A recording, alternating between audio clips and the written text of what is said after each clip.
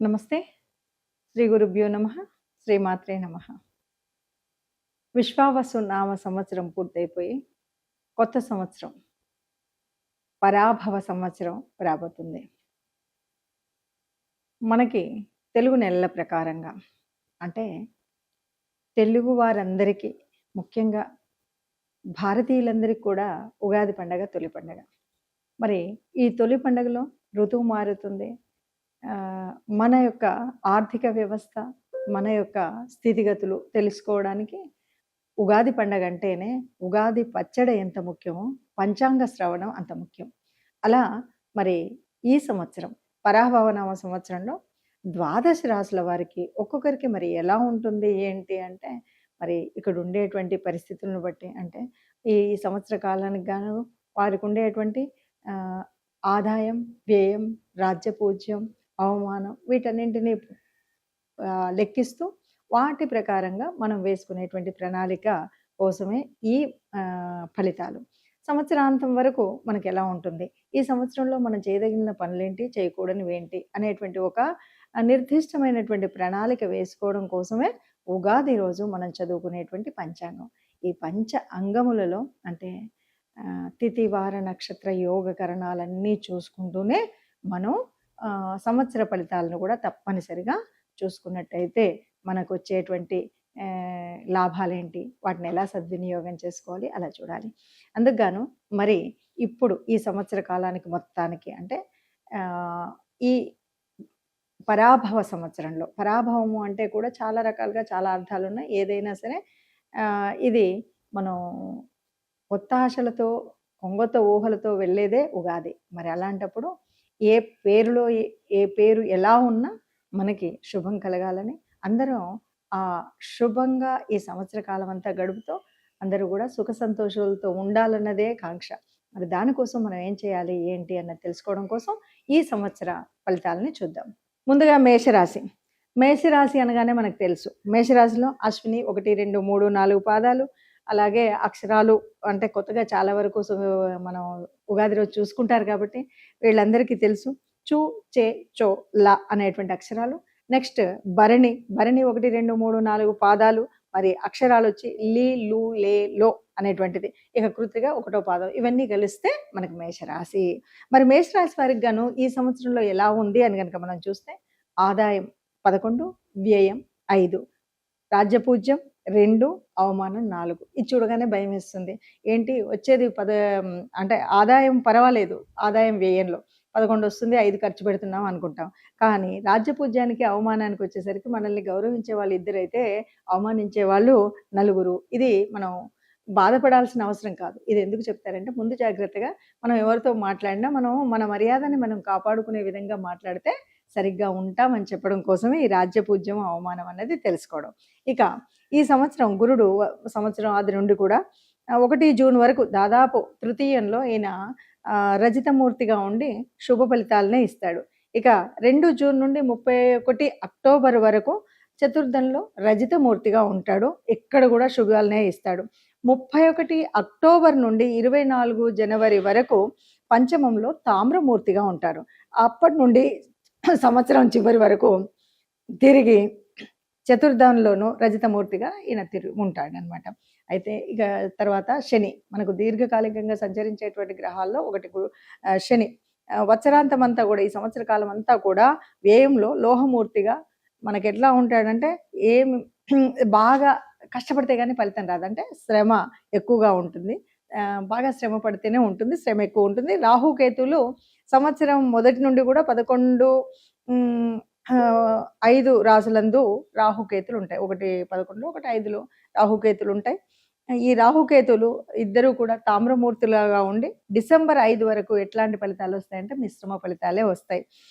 అప్పటి నుండి సంవత్సరాంతం వరకు 14 రాసుల్లోకి తామ్రమూర్తిగా వీళ్ళు తామ్రమూర్తిగా ఉన్నప్పుడు శ్రమ కాస్త ఎక్కువే ఇస్తారు. అంటే ఓవరాల్గా మనకి ఇప్పటి వరకు శ్రమ పడాల్సిందే ఈ సంవత్సరం అని అర్థమవుతుంది. ఇక వేద గోచారంతో మనం చూస్తే ఉగాది నుండి అంటే ఉగాది రోజు ప్రారంభమయ్యే ఈ రోజు నుండి జూన్ 18 వరకు గురుడు శుభుడు, శని, రాహువులు, కేతువులు సంవత్సరం అంతా కూడా శుభులుగా ఉంటారు. తర్వాత గురుడు మరి శుభస్థితి నుండి కాస్త మనకి వ్యతిరేక దిశకు వెళ్తాడు. కాబట్టి ఈ రాశి వారికి ఎట్లా ఉంటుంది అంటే, గురుని అతిచార ప్రభావము, ఏళ్నాటి శని ఈ 2 కూడా బాగా శ్రమ, కష్టపడితే గాని ఆ ఫలితం కావాల్సినటువంటి ఫలితాన్ని దక్కించుకోలేరు. ద్వితీయార్థంలో అర్ధాష్టమ, పంచమ రాశులందు కుజ సంచారం ఉంటుంది కాబట్టి వీరు మధ్య మధ్యలో ఎప్పటికప్పుడు చేసిన పని చేసినాం అనుకుంటారు. మళ్ళీ నిరాశ పడవలసినటువంటి పరిస్థితి వస్తూ ఉంటుందనమాట. పని అయినట్టే అవుతుంది, అయిపోతుంది అనుకోగానే మళ్ళీ ఆగడం వల్ల నిరాశ వస్తుంది. ఇది ఇక వైద్య సేవలు కూడా మనం తీసుకోవాల్సినటువంటి పరిస్థితి ఆరోగ్యాన్ని గురించి. ఇక ఉద్యోగులకు ప్రమోషన్ వస్తుంది, వస్తుంది అని ఎప్పటి నుండో ఎదురు చూసినటువంటివి కూడా రాకపోవడం వల్ల కాస్త నిరాశ. కొంతమందికి ట్రాన్స్ఫర్స్ ద్వారా ఉద్యోగ ఉన్నతి వచ్చినప్పటికీ అది కూడా ఎలా ఉంటుందంటే దూర ప్రాంతాలకు బదిలీలు అయ్యి వెళ్ళడం, కోర్టు కేసులలో అనుకోకుండా చిక్కుకోవడం, ఇలాంటివన్నీ ఉంటాయి. ఇక వ్యాపారస్తులకైతే ఒత్తిడి తప్పనిసరిగా ఉంటుంది. సమయ సందర్భాలకు వ్యతిరేకంగా ఏదన్నా సరే మనం కాకూడని పనిలో పర్వాలేదులే ఏముంది అనుకుని లోకానికి ఎదురెదినట్టు మాత్రం వెళ్లకుండా ఉండాలి. అలా వెళ్ళినప్పుడు మాత్రం ఆటంకం ఏర్పడేటువంటి అవకాశం ఉంటుంది. అట్లాగే మనం అంటే కొంతమంది ఎంతోమంది పెద్దలు, అనుభవజ్ఞులు వాళ్ళు వద్దు వద్దన్నా మనం ముందుకు వెళ్తే అనుకోకుండా చేదు అనుభవాన్ని గడించేటువంటి పరిస్థితి అయితే ఉంటుంది. ఇక విద్యార్థులకు ఎట్లా ఉంటుంది అంటే శ్రమిస్తే ఫలితం ఉంటుంది. బాగా కష్టపడాల్సినటువంటి స్థితి అయితే ఉంటుంది. ఉన్నత విద్యా ప్రయత్నాలు ఏవైతే ఉన్నాయో అవి ఉపకరిస్తాయి, కానీ కష్టం ఎక్కువగా ఉంటుంది. రైతులకు 2 పంటలకు కూడా సమలాభాలు ఉంటాయి. 2 పంటల్లోనూ పెట్టుబడులకు ముందు జాగ్రత్త అవసరం. అంటే మరి రెండో పంట అంటే మనకు ఆదాయం బాగానే ఉంది, కానీ రెండో పంట పెట్టడానికి కూడా మనం వనరులు సమకూర్చుకోవాలి. లేదు అంటే కొంత ఇబ్బంది ఉంటుంది. రాజకీయ వర్గం వారు ఇంటా బయట నెగ్గుకు రావాల్సినటువంటి పరిస్థితి. అంటే ఇంట్లో వాళ్ళని మెప్పించాలి, బయట వాళ్ళను మెప్పించాలి. ప్రథమార్థంలో కొద్దిగా మనకున్న పదవిలో కొద్దిగా అవమానాలు లేకపోతే పదవీ నష్టం వచ్చేటువంటి స్థితి కూడా కనబడుతుంది. ఇక అవివాహితులకు గురుబలం బాగుంది. అంటే తప్పకుండా పెళ్ళి అయ్యేటువంటి స్థితి ఈ సంవత్సరంలో ఉంటుంది. మన మనోభిష్టాలు కూడా నెరవేరుతాయి. ఎవరు ఏదనుకుంటే అలాగా వాళ్ళ కోరికల ప్రకారంగా వాళ్ళు అనుకున్నటువంటి వరుడు వచ్చే విధంగా ఉంటుంది. ఈ రకంగా మనం మేషరాశి వారిని కనుక చూసినట్టయితే అంతా నష్టమని కాదు, కానీ శ్రమ పడితే ఫలితం ఉంటుంది, కష్టపడితే ఫలితం ఉంటుంది. విద్యార్థులకు కూడా అదే విధంగా ఉంటుంది. వివాహాలకు మాత్రం అనుకూలంగా ఉంది అని చెప్పచ్చు. మనం ఈ రకంగా ప్రతి సంవత్సరము పండగనగానే పంచాంగ శ్రవణం చేస్తాము. ఇందులో ఎవరున్నారు ఏంటి అని అన్నీ చూస్తాం. ముఖ్యంగా సంవత్సర ఫలితాల దగ్గరికి వచ్చేసరికి మనకి ఈ సంవత్సరం రాజెవరు, మంత్రి ఎవరు, సస్యాధిపతి ఎవరు, ఇవన్నీ కూడా లెక్కలు కట్టుకుంటాం. ఎందుకంటే ఏదన్నా సరే దేశం బాగుంటేనే మనం బాగుంటాం. మనం బాగుంటేనే మానసికంగా మనం బాగుంటేనే ఇల్లు వాకిలి అంతా బాగుంటుంది. కనీసం మానసికంగా ఉండాలి కదా! దానికోసం మరి మనం బాగుండాలి అంటే వర్షం బాగా పడాలి, యుద్ధాలు కల్లోలాలు ఇవేవీ లేకుండా ఉండాలి. అవేవీ లేకుండా ఉండాలి అంటే మనకు ఉండేటువంటి వచ్చేటువంటి మనం లెక్కగట్టేటువంటి రాజెవరు, మంత్రి ఎవరు అన్నది. రాజును ఎలా నిర్ణయిస్తారన్నది కూడా మనకు అందరికీ తెలిసిందే పంచాంగం వినేవాళ్ళు. ఏ రోజైతే ఉగాది వస్తుందో, ఏ వారం వస్తుందో ఆ వారానికి అనుగుణంగా ఆ వారాధిపతి మనకు రాజు అవుతాడు. ఇలా మనం లెక్క కడతాం. మరి ఆ లెక్కన ఈ సంవత్సరము గురువు రాజు అవుతున్నాడు. మరి ఇలా ఉన్నప్పుడు ఎలా ఉంటుంది, ఏంటి పరిస్థితి అని అన్ని వివరంగా తెలుసుకున్నాం. ఏదేమన్నా ఇప్పుడు మనం తెలుసుకోవాల్సింది ఏమిటి అంటే కాలం కదులుతూనే ఉంటుంది. కాలం కదిలినా కష్టాలు, సుఖాలు కదులుతూనే ఉన్నప్పటికీ వాటిని సమన్వయం చేసుకొని ముందుకు వెళ్ళడం కోసమే చేయాలి. అందుకోసం మనం నిత్యం కూడా చేసుకునేటువంటి ఒక సత్య మార్గంలో నడవడం ఒకటే కాదు, ధార్మికంగా ఉండడం ఒకటే కాదు, ఈ రెంటికి తోడుగా మనం ఎప్పుడు కూడా మన కనీసం ఇష్టదేవత ఆరాధన చేయడం అనేది మర్చిపోకుండా ఉండాలి.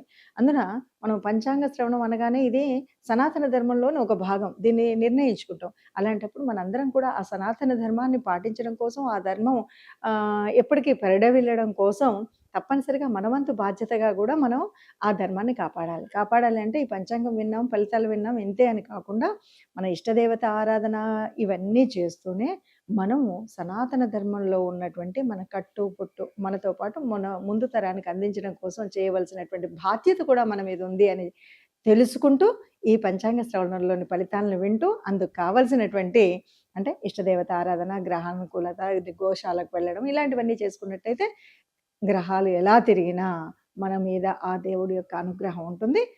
మొత్తంగా మనం ఈ రాశి ఫలితాలను చూస్తూ ఉంటే మనకు అర్థమైనటువంటిది ఏంటి అంటే ఈ సంవత్సరం ఉన్నటువంటిది అప్పుడు కొన్ని రాశులకు ఏలినాటి శని, కొన్నింటికి అర్ధాష్టమ శని ఇలా మనం చూస్తున్నాం. అది కాకుండా నెలలు మారుతూ ఉన్నప్పుడు ఆహ్, రజితమూర్తిగా, సువర్ణమూర్తిగా, లోహమూర్తిగా మారుతూ ఉన్నప్పుడు కష్టం, సుఖం ఇలా మారుతుంది. మనకు అర్థమైంది ఏంటి అంటే గురు బలం అనేటువంటిది ఉండాలి. శని అనుగ్రహం ఉండాలి. రాహుకేతువులు కూడా కష్టాన్ని, నష్టాన్ని కలిగించేటువంటివిగా ఉంటాయి కాబట్టి ఒక ఒకవేళ మనకు శుభుడు కాకుండా ఉన్నప్పుడు ఏం చేయాలి అనేటువంటి ఆలోచన ఉంటే ముఖ్యంగా మనం చేయాల్సింది గురువుల యొక్క సేవ చేయడం వల్ల ఈ గురుగ్రహం ఎక్కడెక్కడైతే అననుకూలంగా ఉందో అక్కడక్కడ మనకు రక్షణ కలిగిస్తుంది.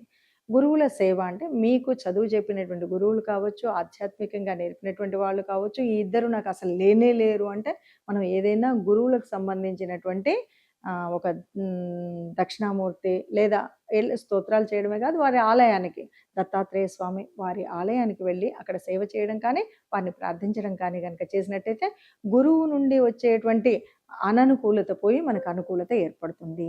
అలాగే శనిగ్రహం నుండి కూడా మనం తీర్చుకోవాల్సినటువంటిది కేవలం దాన ధర్మమే కాదు, ఎవరైతే మనకంటే తక్కువగా ఉండేటువంటి కర్మచారులు ఉంటారో, అంటే వీధులు నూడ్చేటువంటి వాళ్ళు కానీ, మన దగ్గర పనిచేసేటువంటి స్కావెంజర్స్ వాళ్ళు ఉంటారు కదా, వాళ్ళకి మీరు ఏదైనా సరే శనివారం రోజు ఒక్క పిడికెడు బియ్యం పెట్టినట్టుగా కాస్త వాళ్ళ కడుపు నిండేలాగా అన్నమో ఏదో ఒకటి మీ వీలును బట్టి వాళ్ళకి కాస్త కడుపు నింపడమో, వస్త్రదానం చేయడమో, లేకపోతే ఓ 10 రూపాయలు ఇవ్వడమో అనేటువంటి దానం చేయడం అనేటువంటిది చేయగలిగినట్టయితే దాదాపు శని నుండి వచ్చేటువంటి అంటే మేము నవగ్రహ మండపానికి వెళ్ళామండి, నూనె అభిషేకం చేసామండి అన్నది ఒకవైపు అయితే, వాటన్నింటికంటే కూడా ఎక్కువ మార్పు తీసుకొచ్చేటువంటిది చాలా లో లెవెల్ కార్మిక వ్యవస్థలో ఉండేటువంటి బాగా కింది స్థాయిలో ఉండి పనిచేస్తున్నటువంటి వారికి, కర్మచారులకి మీరు కడుపు నింపగలిగితే చాలా ఉపయోగం కనిపిస్తుంది.